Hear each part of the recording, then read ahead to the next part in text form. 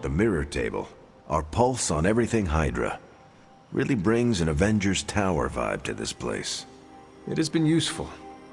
The Abbey always harbored great resources, but Stark and the Doctor have enhanced its abilities tenfold. Don't get me wrong, Tony and the other Stephen are great. But I believe in giving credit where credit is due.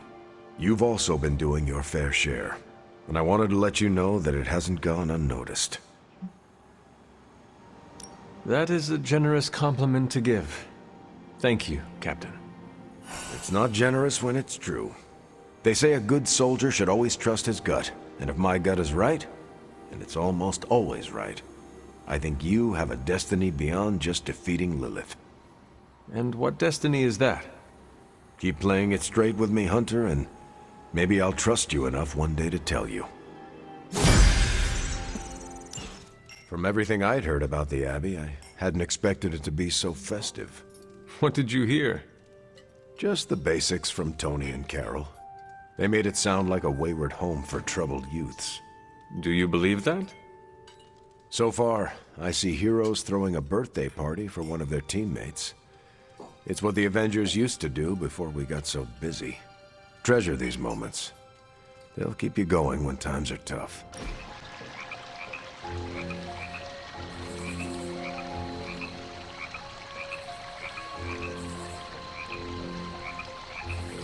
What inspired you to toss your shield around?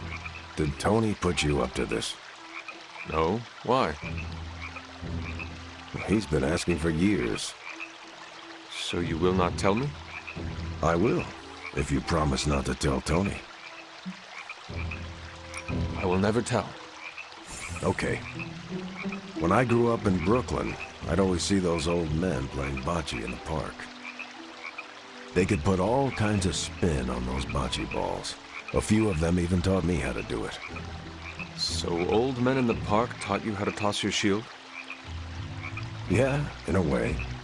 And a few other things. Like what? To never back down, no matter how far behind you seem to be. Can't wait till next time. Poor kid. Is there anything I can do to help? I could use some advice. My gut says this isn't a clash of personalities.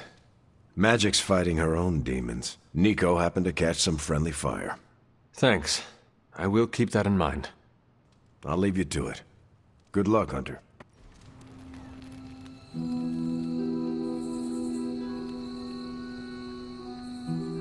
It's good to have you around, Hunter.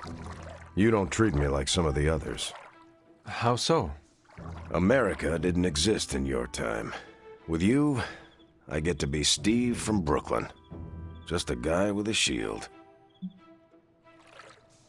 We are all in this fight together. Why would we not treat each other as equals? And I appreciate it. I hope you know that. You have your own legend to deal with. That expectation must give you some trouble.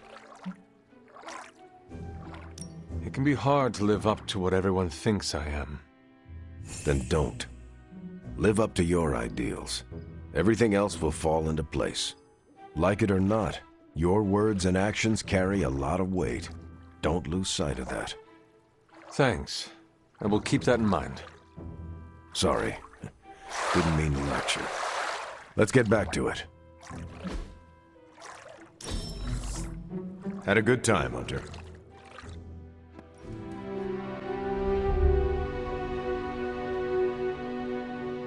It just struck me. Your first time in New York City was the day of your resurrection. Not my first time. I traveled there in my youth. That must have been a shock to find it so much bigger and louder. Trust me, I know the feeling. There is an energy to the place that has not changed a bit. Yeah, you notice it right away. I grew up in Brooklyn. Whenever I'm away, that's the Big Apple I remember. Do you miss it now? Every day. But in the face of a greater threat, we don't always have the luxury of going home. That was a great time.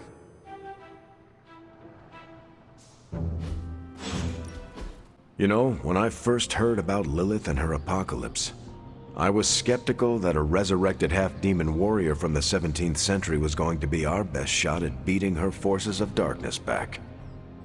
And now?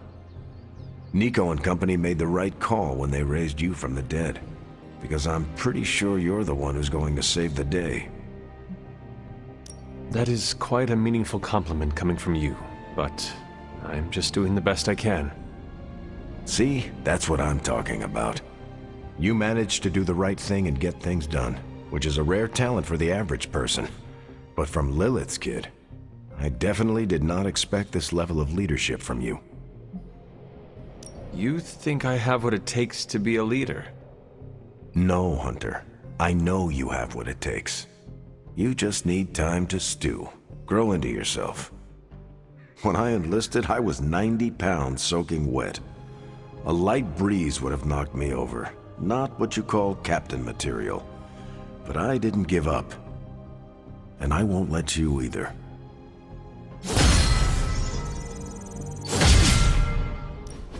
Welcome to my barracks, as I like to call it. Reminds you of your war days, huh? The smell is the same. Old socks, anticipation, and sometimes fear.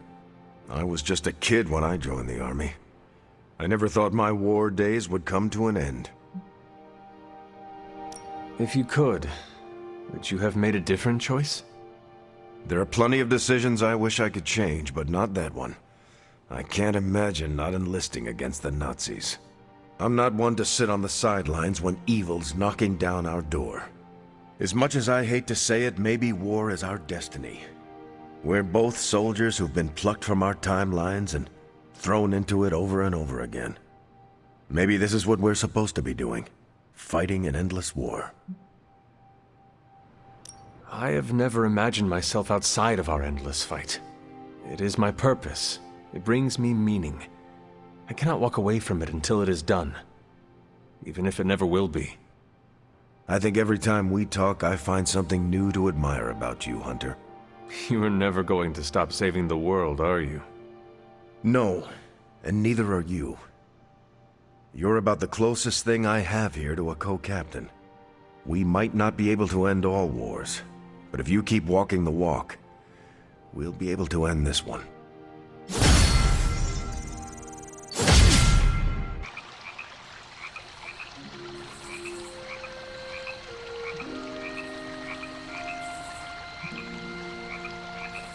Something on your mind? How do you lead people?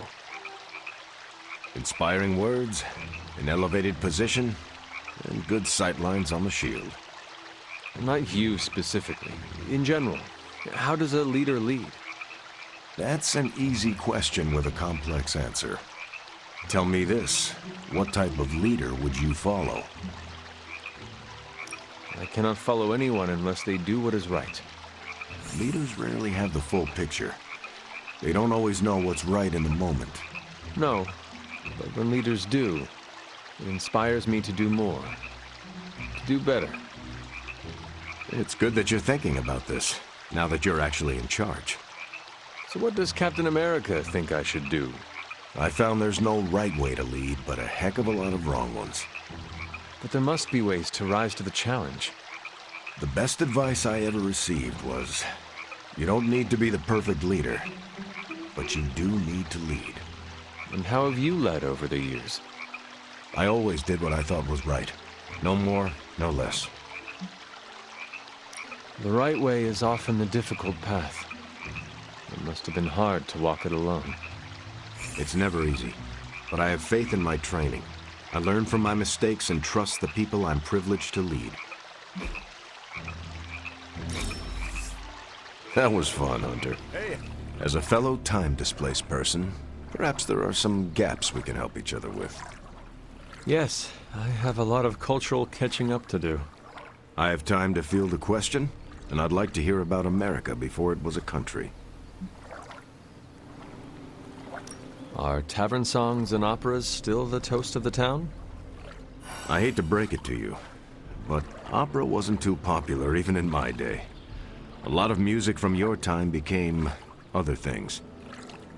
Tavern songs went away with the invention of the jukebox, but parents sing Three Blind Mice to their children to get them to sleep. They sing what? Three Blind Mice is not suitable for children. That is a grim song about the Queen executing Protestants. I don't even think I knew that bit of trivia. I suspect the melody is easy to sing and is very catchy. It is an earworm about wanton capital punishment. Thankfully, kids don't really grasp that context. Adjusting to a new time is tricky. We need a support group for people displaced in time. We used to run one at Avengers Tower on the new moon of every month. I'm sure we'll get one set up again once we stop the prophecy. I'll save you a seat next to Miguel. He drops by from time to time. He's from the year 2099. Nice guy.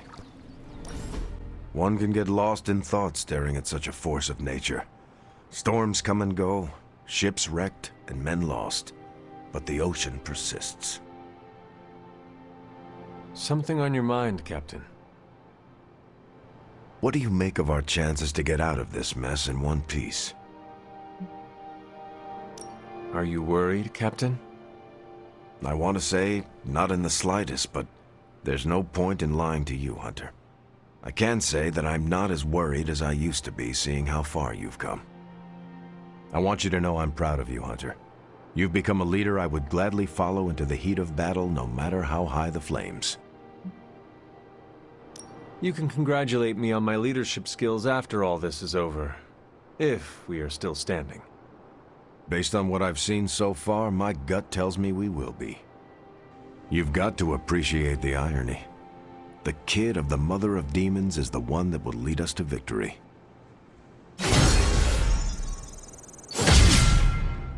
Something on your mind? You seem distant. I am thinking about how best to lead the team. It creeps up on you, doesn't it? I don't think I asked. How do you feel about being in charge? Thrilled. It is a new challenge for a new century. Good. Keep that feeling in mind for when times get rough. And trust me, they will. Is there anything I am missing or that I should be doing? I'm happy to give you advice, but you don't need me to tell you how to run this. You're already making the right calls. I need to figure out how to inspire my team. There's no easy answer. But from where I'm sitting, you're already an inspiration. You lead by example, and we respect that. How can I focus on that? The more you get to know your people, the more they'll trust the calls you need to make. That is it? That's a large part of it. Keep putting in the time and they'll surprise you. For future reference,